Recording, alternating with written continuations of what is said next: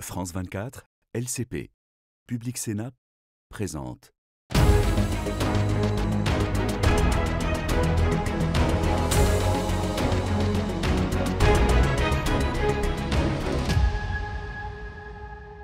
Bonjour à tous et merci de nous rejoindre pour Ici l'Europe sur France 24 et les chaînes parlementaires LCP et Public Sénat. En cette semaine, l'incertitude géopolitique et économique se renforce sur notre continent. Nous débattrons dans la seconde partie de ce programme des guerres hybrides que nous mène la Russie. Échange de vues sur les drones et la désinformation entre deux députés européens. Mais pour commencer, nous parlerons de la France affaiblie au sein d'une Union européenne, elle-même en proie au doute, avec Thierry Breton. Bonjour. Bonjour. Ancien commissaire européen au marché intérieur dans la Commission Ursula von der Leyen I et ancien ministre sous Jacques Chirac des Finances. C'était d'ailleurs presque un record, 2 ans par les temps qui courent en politique française, parce que là on en est à 4 premiers ministres depuis la dissolution décidée par Emmanuel Macron au soir des élections européennes de mai 2024. Le dernier en date aura fort à faire avec une dette record de 115% du PIB. La confiance en la France s'effrite en Europe ? Si vous voulez, d'abord, il y a 2 choses à voir. La France n'a plus de budget. Et on voit du reste que si nous en sommes à 4 premiers ministres en moins d'1 an, c'est précisément parce que cette équation budgétaire, les Français, en tout cas ceux que les Français ont envoyés à l'Assemblée nationale, ne veulent pas voir vraiment l'origine de ce mal français, je dis bien ce mal français. On faisait référence à l'instant du fait qu'en 2007, lorsque je quitte Bercy, l'endettement de la France, tenez-vous bien, je sais que ce chiffre va faire beaucoup de mal à ceux qui l'entendent, et à moi le premier, l'endettement de la France était revenu à 63%. Dans les clous du pacte de stabilité. Celui de l'Allemagne était à 67%. Madame de Camaret, depuis, on a eu les mêmes crises de côté du Rhin. On a eu la même crise des subprimes, la même crise des dettes souveraines, la même crise du Covid. Et alors pourquoi l'Allemagne, elle, qui a eu les mêmes crises que nous, est à 62% aujourd'hui, et la France à 116%? Qu'est-ce qui s'est passé? Voilà les questions qu'il faut que nous nous posons. Est-ce que finalement on a l'impression qu'on vit mieux depuis 2007? Est-ce qu'on a l'impression que d'avoir doublé, je dis bien doublé, l'endettement par rapport au PIB, passé de 60 pratiquement à 120? Est-ce que cet argent, c'est-à-dire ces 2200 milliards d'euros, à bénéficier au bien-être des Français? Donc il faut qu'on se pose la question, effectivement, du financement de notre État-providence. Et c'est vraiment le sujet qui inquiète aujourd'hui Bruxelles. D'autant que la Commission européenne va attendre voir notre budget pour relancer la procédure de déficit excessif. Bien entendu, on est au double des 3%, exactement. Le plafond. Donc est-ce qu'on va échapper à un carton jaune, un carton rouge? Pour faciliter précisément le retour dans la classe des moyens élèves, ceux qui sont aujourd'hui au fond de la classe. Et la France, hélas, je dis bien hélas, en fait partie. En 2024, nous avons tous décidé, France y compris, que pour ceux qui seraient au-dessus de 90% d'endettement, à 116%, la France y est, il y avait une obligation désormais, tous les ans, de baisser de 1 point de PIB son endettement, 1 point de PIB. Ça, on l'oublie dans les discussions d'aujourd'hui. Or, nous sommes à 116, donc au-delà des 90%. Donc, dans l'équation d'atterrissage de nos finances publiques, il faut en prendre compte. Et puis, il y a le fait aussi que, en 4 ans, c'est ce que la France a négocié avec Bruxelles, c'est-à-dire en 2029, il faut qu'on revienne sous la barre des 3%.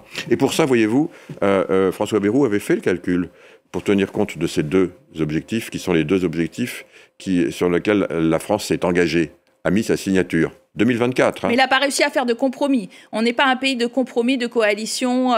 Finalement, on n'arrive pas à emporter un Parlement... Est-ce que c'est de la faute de François Bayrou? Est-ce que c'est de la faute du Parlement? Est-ce que c'est de la faute des Français, au fond? Et c'est ça la question qu'il faut qu'on se pose.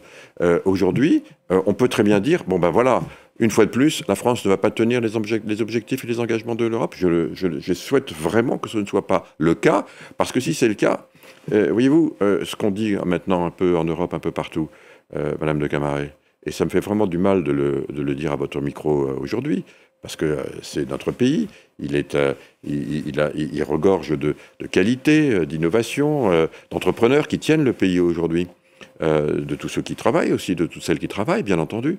On dit qu'un pays qui ne compte pas, c'est un pays qui ne compte plus. Eh bien, la France a cessé de compter. Justement, prenons un exemple. Sans budget adopté, on ne peut pas augmenter nos dépenses de défense vers les 5% de PIB qu'on a promis dans le cadre de l'OTAN. Quand le président Emmanuel Macron répète à l'envi que l'instabilité politique ne change rien à notre voix dans le monde et en Europe. Mais je le dis, il y a ceux qui respecte encore une fois les traités qui fondent notre vivre ensemble, qui fondent la stabilité de notre projet, sa cohérence, sa dynamique, sa crédibilité même, et puis il y a ceux qui s'en excluent.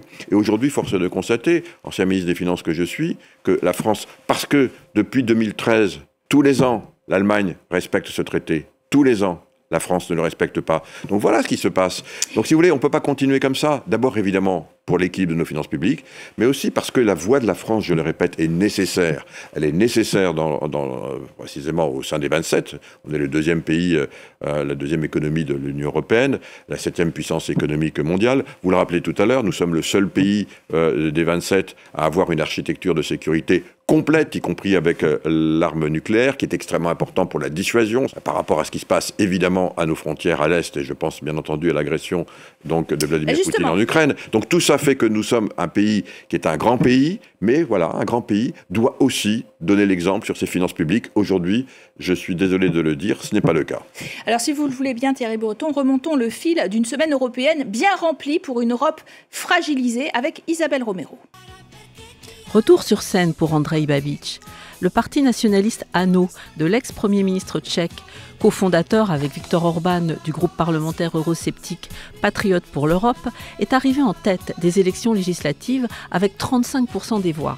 Andrej Babiš, au pouvoir entre 2017 et 2021, va-t-il signer la fin de l'engagement farouche de Prague en faveur de l'Ukraine et faire basculer son pays vers une attitude pro-Kremlin ?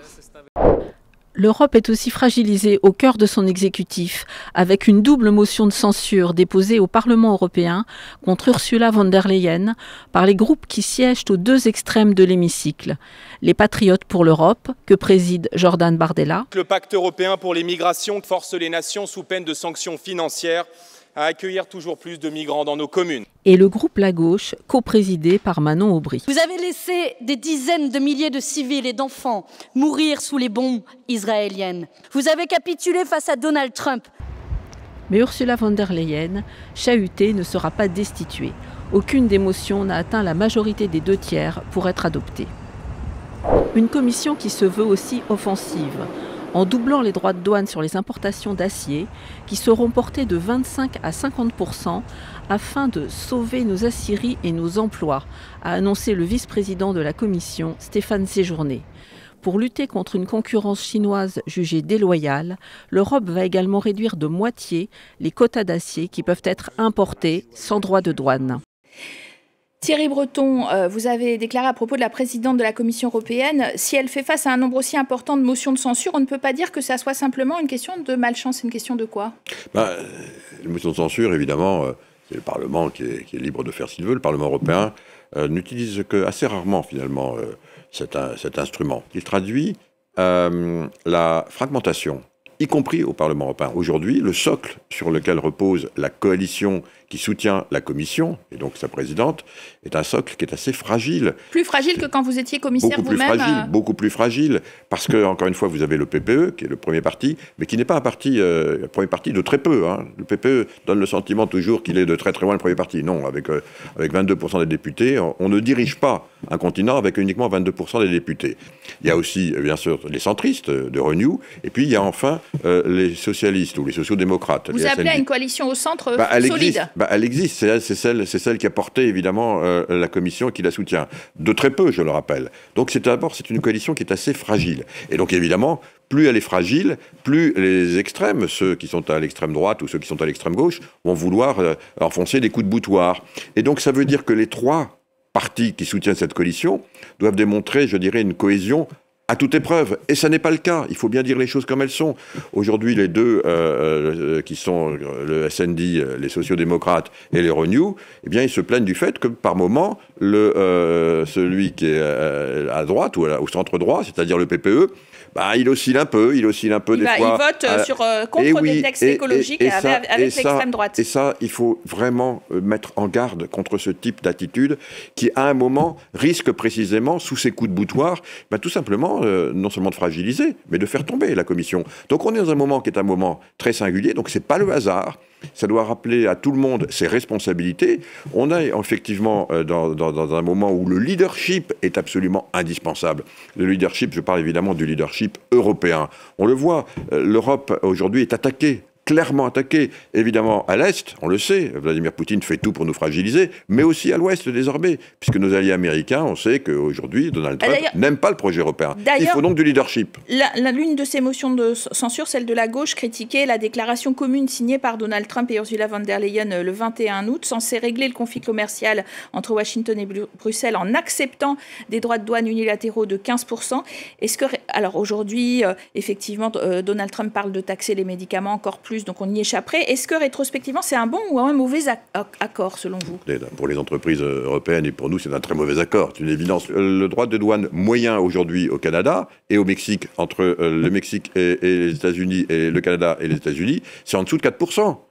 Donc pourquoi? Parce qu'il y avait évidemment un accord de libre-échange. Celui-ci devait être remis en cause. Eh bien parce que les chefs d'État ont été extrêmement fermes, il n'a pas été, et donc on a aujourd'hui, je dirais, quelque chose qui est acceptable. Pour nous, c'est 15%, mais la contrepartie, c'est que nous avons trois éléments. D'abord que nous baissions, nous, à zéro nos droits de douane de tous les produits qui partent des États-Unis et qui viennent en Europe, donc c'est une zone de libre-échange unique. À l'envers, eux, ils vont exporter sur le monde entier, et en particulier sur le premier marché économique mondial, l'Europe, avec zéro droit de douane. Ah bon? Et nous 15? Je ne comprends pas pourquoi. Mais je rajoute qu'il faut qu'en plus, pour bénéficier de ce prix d'amis, entre guillemets, nous devions nous engager sur les 3 ans qui viennent à acheter pour 750 milliards d'hydrocarbures aux États-Unis. Je ne sais pas comment on va faire, on en achète aujourd'hui 67 milliards. Et en plus, aujourd'hui, il y a 300 milliards par an d'euros qui vont s'investir de l'épargne européenne aux États-Unis, et dans l'accord qui a été acté sur ce terrain de golf, c'est maintenant 500 milliards par an. Ça veut dire que l'épargne des Européens doit aussi soutenir l'économie américaine. Voilà, donc est-ce que c'est un bon accord? Je laisse les téléspectateurs juger. Donald Trump qui revient à la charge pour réclamer des exemptions dans plusieurs législations clés pour l'Union européenne. Toutes les législations environnementale, de régulation sur les entreprises, et celle qui encadre les géants du numérique. Alors là, encore une fois, les régulations, ce ne sont pas des éléments qui sont faits par des petits hommes gris de Bruxelles. Ça a été voté par nos co-législateurs, c'est-à-dire par notre démocratie européenne. Prenez l'exemple de la régulation du numérique. Ça a été voté par plus de 90% des députés européens et 100% des États membres. Alors ça voudrait dire qu'on a pensé que, ok, on acceptait, il faut bien appeler, beaucoup d'observateurs dont vous êtes, ont qualifié cet accord comme un peu humiliant. Certains ont même dit que c'était une humiliation, mais on s'est dit, bon, ok, va pour l'humiliation, pour peu qu'on ait la stabilité. On se rend compte qu'on a l'humiliation et qu'on a aussi l'instabilité, parce qu'au fond, maintenant, ce sont nos lois qui sont attaquées, qui sont là pour protéger nos enfants, protéger nos concitoyens, protéger notre démocratie, protéger nos entreprises. Ou alors, il n'y a plus d'Europe. Votre successeur français à l'industrie dans l'exécutif européen, Stéphane Séjourné, a annoncé des droits de douane relevés de 50% au lieu de 25% auparavant sur les aciers importés, même niveau que celui imposé et maintenu par Donald Trump sur les importations par les États-Unis, mais aussi par le Canada. Est-ce que ça va protéger la sidérurgie européenne ou ça peut être contre-productif et énerver les Chinois? D'abord, c'est très important, parce qu'encore une fois, c'est un secteur qui est à la fois stratégique, mais qui, comme beaucoup de secteurs aujourd'hui, est attaqué. Désormais, on est dans des logiques, hélas, je suis le premier à le regretter, de rapport de force. Le monde des bisounours, où finalement nous avons cru être pendant 20 ans, il est derrière nous. Pour nous, il faut vraiment que nous montrions notre force sur le marché intérieur, faute de quoi on sait qu'on a des surplus absolument massifs en Chine. On parlait à l'instant de l'aluminium ou de l'acier, mais c'est vrai dans tellement de secteurs. Prenez le secteur de l'industrie automobile, prenez le secteur des panneaux photovoltaïques. Donc la fermeté, ça marche aussi. Il ne faut pas le faire évidemment de façon hégémonique. On n'est pas là pour l'escalade, bien entendu, surtout par nous, Européens. Mais enfin, il y a un moment où il faut dire stop, c'est assez, enough is enough. Le prix Nobel de la paix a finalement été attribué à une Vénézuélienne défenseuse des droits de la femme, d'ailleurs, dans ce pays, et non pas à Donald Trump, qui le réclamait ardemment, et en particulier juste après la mise en œuvre d'un plan de paix pour Gaza. Est-ce que vous regrettez que ce ne soit pas le président américain?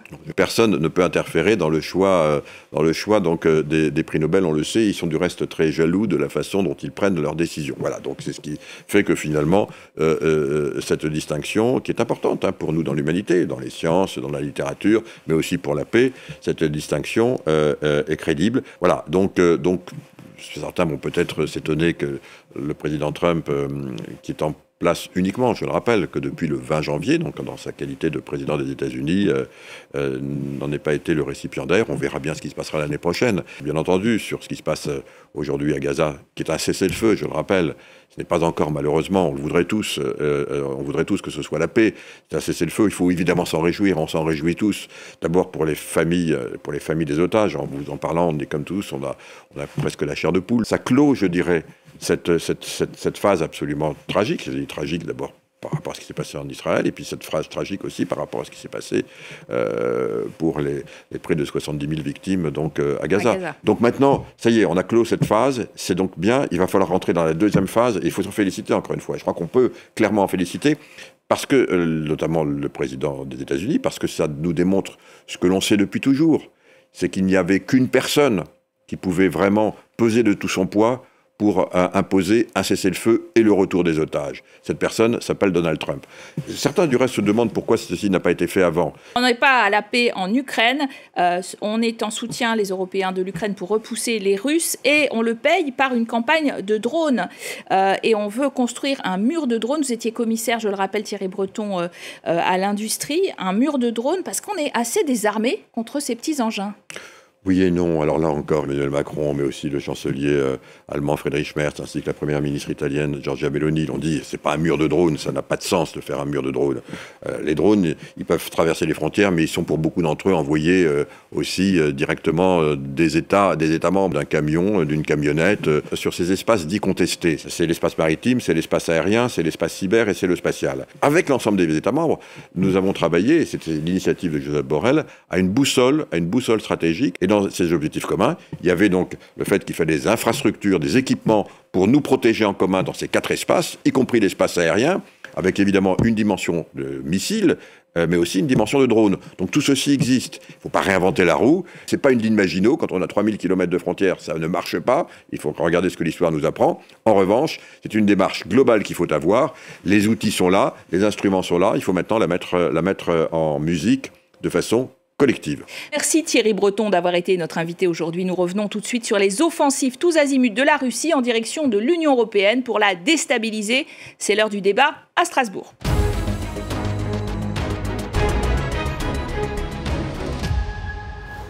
Bienvenue au Parlement européen, parmi des élus de plus en plus attentifs à cette drôle de guerre que nous mène Vladimir Poutine pour nous punir de notre soutien à l'Ukraine. La guerre hybride, mélange d'intimidation et de manipulation. Le Kremlin est clairement à l'origine de campagnes de désinformation intenses à l'occasion de différentes élections en Europe. Des médias pro-russes arrosent les réseaux sociaux, situation observée encore récemment en République tchèque où le sulfureux Andrej Babiš l'a emporté.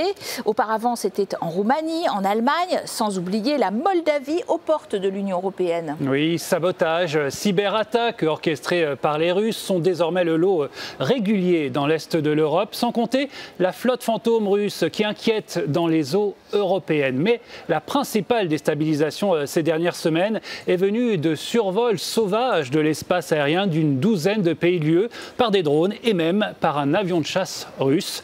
Des aéroports ont été mis à l'arrêt. Face à cette menace de plus en plus concrète, les Européens tentent d'orchestrer une réponse commune, une réponse qu'appelle de ses voeux le commissaire européen à la défense. Écoutons Andrius Kubilius. La Russie met à l'épreuve l'UE et l'OTAN et notre réponse doit être ferme, unie et immédiate. Aujourd'hui, nous avons convenu de passer des discussions à des actions concrètes et nous nous sommes mis d'accord sur les points les plus importants, à savoir la surveillance du flanc oriental à l'aide d'un mur anti-drone. Pour en débattre aujourd'hui, nous recevons Radan Kanev. Bonjour, vous êtes bulgare, membre du Parti populaire. C'est le principal groupe ici au Parlement européen, à la droite de l'hémicycle. Une autre députée européenne est en notre compagnie aussi, Chloé Ridel, bonjour. Française des socialistes et démocrates. On sent d'ailleurs beaucoup de flottement dans la réponse à apporter au survol de drones. Emmanuel Macron a dit que les drones pouvaient être détruits.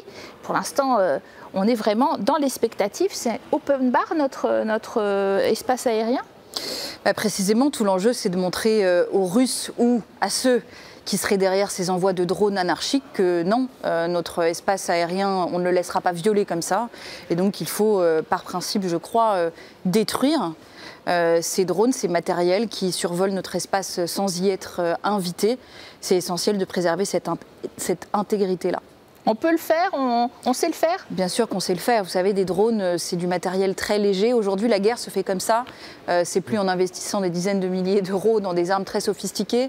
C'est des drones à 10 000 euros et donc on sait parfaitement les détruire. Et d'autant plus que ces drones peuvent faire beaucoup de dégâts. Ça peut filmer, surveiller des zones sensibles. Ça peut tirer par arme à feu, ça peut lâcher des bombes, donc ce sont des instruments dangereux qu'il faut détruire et on sait le faire.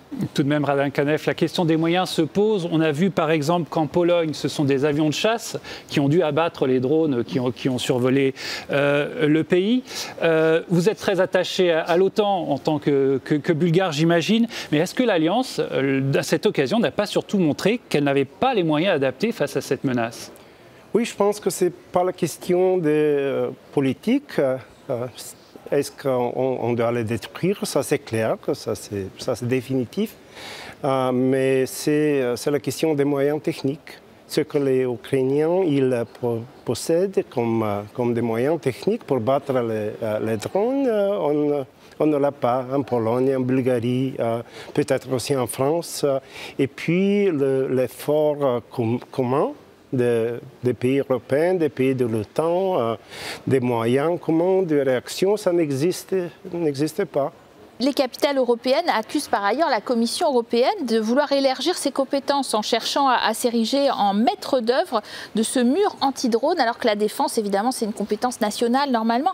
Est-ce que, et cet exécutif européen d'ailleurs rétorque qu'il faut bien qu'il n'y ait pas de trou dans la raquette, donc elle coordonne tout ça? Qui a raison? On a besoin d'une coordination européenne en matière de défense. Il faudrait être pragmatique et arrêter de prendre ça sous l'angle, je vois bien, hein, l'extrême droite ici prend ça sous l'angle des compétences. Mais vous savez, si on en était resté à la lettre des traités sur ce qui relève des compétences d'un tel ou d'un tel, on n'aurait pas fait grand-chose ces dernières années face aux crises, notamment face au Covid. On sait que ce qui empêche une défense du continent européen d'être efficace, c'est justement le manque de coordination entre les États membres, parce que si vous additionnez les défenses de tous les pays, on dépense 300 milliards d'euros par an pour notre défense. C'est beaucoup plus que la Chine, c'est beaucoup plus que la Russie. Et donc, ce dont on manque, c'est d'une coordination. Donc, si la Commission européenne peut coordonner et aider à coordonner un mur de drones, c'est quelque chose de très positif. Il ne faut pas être idéologue, il faut être pragmatique. Je rappelle que si nous pensons que nous ne sommes pas en guerre avec la Russie, la Russie, par contre, elle est en guerre contre nous. Il faut le reconnaître et donc il faut se protéger. Et aller au plus efficace. Radan Kanef, ces drones, ils vont aussi nous obliger d'une certaine manière, on le voit, à rapatrier nos moyens de défense aérienne ou à rapatrier des milliards qui pourraient être envoyés à l'Ukraine. Au fond, est-ce que l'objectif de Vladimir Poutine avec cette campagne de drones, c'est pas une manœuvre de détournement? Je pense que c'est plutôt une manœuvre de division. Ces provocations aériennes avec les drones, mais aussi avec les avions chasse, c'est l'intention générale, principale, je dirais, c'est de montrer une division dans la réaction, dans la motivation des pays européens différents. Aussi, bien sûr, l'intimidation des gouvernements, des électorats avant les élections. Mais quand on parle de réaction militaire, point de vue technologique, comment on réagit sur ces attaques aériennes, je pense que c'est très important, pas seulement d'être coordonné parmi les États membres de l'Union, mais aussi d'avoir une certaine spécialisation de production. Parce qu'en Europe, le risque principal, ça sera qu'il y aura le drone français, le drone néerlandais, le drone suédois, le drone bulgare, etc. etc. La production, oui, vous êtes d'accord avec une spécialisation européenne pour la défense, parce que c'est l'interopérabilité, hein, on produit beaucoup, mais alors rien ne marche avec rien, quoi. Ben oui, ce qu'il faut défendre, c'est la création d'une vraie industrie européenne de la défense, qu'on arrête d'acheter américain, qu'on arrête d'acheter des armes à l'étranger. Et donc, tout le financement qu'on pourra mettre européen pour inciter des industries européennes à produire les armes dont on a besoin sur notre sol, il faut qu'on fixe des critères de préférence européenne très clairs et je crois que c'est ce qu'on fait ici au Parlement européen. Alors, autre gros sujet d'inquiétude désormais, en particulier en France, la flotte fantôme russe soupçonnée d'exporter le pétrole sous sanctions européennes, mais aussi de servir de base de décollage aux fameux drones. Le président français Emmanuel Macron a arraisonné un navire fantôme qui était parqué au large de Saint-Nazaire. Il s'en justifie. Écoutez-le. 30 à 40% de l'effort de guerre russe est financé par les revenus de la flotte fantôme. Il est extrêmement important d'accroître la pression sur cette flotte fantôme, car cela réduira clairement la capacité de la Russie à financer cet effort de guerre. Vous pouvez détruire le modèle économique en immobilisant, même pendant quelques jours ou quelques semaines, ces navires. Chloé Ridel, on vient d'entendre le président Emmanuel Macron. Est-ce qu'il a eu raison? Est-ce que la France a eu raison de prendre cette décision? Est-ce que les autres pays européens devraient s'en inspirer ou bien est-ce que c'est un risque d'escalade? Non, moi je crois que le président a eu raison parce que, pour le coup, parce que c'est un navire qui était parti de Saint-Pétersbourg, qui avait fait des arrêts suspects autour du Danemark au même moment où des drones avaient été lâchés dans l'espace aérien danois. Puis ensuite, c'était avancé vers les côtes françaises. Donc, quand c'est suspect comme ça, qu'il n'y a pas de pavillon, il faut arraisonner. Parce que je rappelle que le gaz et le pétrole, c'est un tiers des recettes fiscales russes. Recettes fiscales qui sont directement mises au service de l'effort de guerre russe contre nous, contre l'Ukraine et contre nous. Ce qu'on a fait avec les sanctions contre la Russie, contre le pétrole russe, et notamment avec le plafonnement du baril de pétrole russe à $60, c'est qu'on a diminué ces recettes fiscales de 20% par exemple en 2025. Mais pour essayer de contourner ces sanctions, Poutine a recours à des vaisseaux fantômes. On estime qu'il y a entre 400 et 600 de ces vaisseaux, de ces navires, qui, sans battre pavillon, continuent à exporter et peut-être d'ailleurs du pétrole et donc à contourner des drones aussi, c'est-à-dire une autre dimension stratégique. Donc il faut être, je crois, très ferme et on a tout à fait le droit, en droit international, d'arraisonner des vaisseaux qui ne battent pas pavillon. C'est illégal en fait, en droit maritime international. Donc il ne faut surtout pas se priver de le faire parce que c'est ça qui permet de frapper Poutine au portefeuille. Monsieur Radev, vous en Bulgarie, vous êtes bordé par la mer Noire qui, on le rappelle, est sous embargo européen pour ce qui est des exportations russes. Par contre, vous nous dites qu'il s'y passe quand même de drôles de manœuvres. Qu'est-ce qui s'y passe exactement? Oui, mais je disais que les Ukrainiens eux-mêmes ont réussi de limiter les capacités de production de la Russie avec les attaques contre les entreprises russes. Mais puis ces navires les fantômes, ça représente pas seulement une menace économique, mais aussi évidemment une menace de sécurité, même menace militaire. Comme l'exemple dans les décisions françaises du président Macron a montré. Et en mer Noire, évidemment, il y a un risque élevé, comme c'est très proche, et il y a beaucoup de navires russes. En Bulgarie, il y a un précédent déjà, qu'il y a le transfert de carburant entre des navires qui sont, disons, légitimes, et le navire de la flotte fantôme de Poutine dans les eaux internationales. Donc c'est un enjeu important aussi, cette mer Noire à suivre.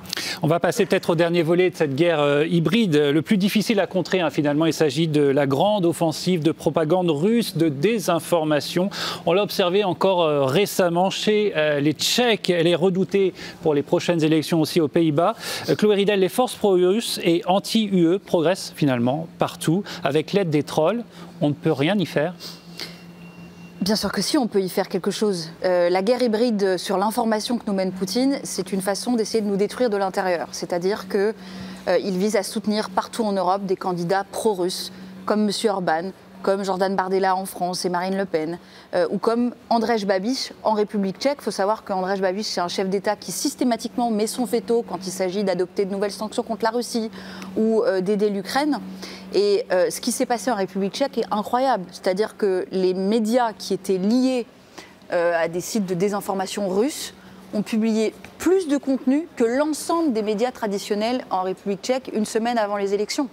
Donc Poutine, il émet des moyens dans cette guerre informationnelle. C'est 2 milliards $ par an dans le budget russe, la désinformation. Et nous, on met assez de moyens. Parfois ça marche, parfois ça ne marche pas. Regardez ce qui s'est passé aussi en Moldavie qui nous donne un signe d'espoir, parce que les Moldaves, bien qu'ils aient été inondés par de la désinformation russe sur les réseaux sociaux, à coup d'intelligence artificielle, vous pouvez produire très facilement des vidéos qui répandent la désinformation, etc.